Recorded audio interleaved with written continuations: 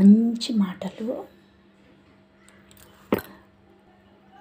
ప్రతి తల్లిదండ్రులు తమ బిడ్డలను చదివించేది తమ ఆకలి బాధను తీరుస్తారని కాదు, అన్నం కోసము ఎవరి ముందు చెయ్యి చాపకుండా బ్రతుకుతారని.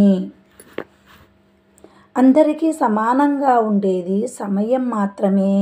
దానిని ఉపయోగించుకున్న వారు విజయాన్ని సాధిస్తారు.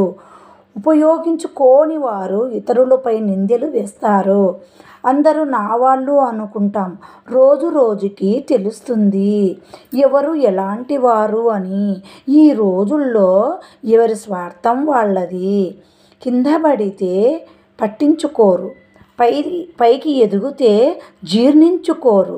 నీ చుట్టూ ఉన్న వాళ్ళే నీకు శత్రువులు. మన ముందు మంచిగా ఉంటారు, వెనక నుంచి వెన్నుపోటు పొడుస్తారు.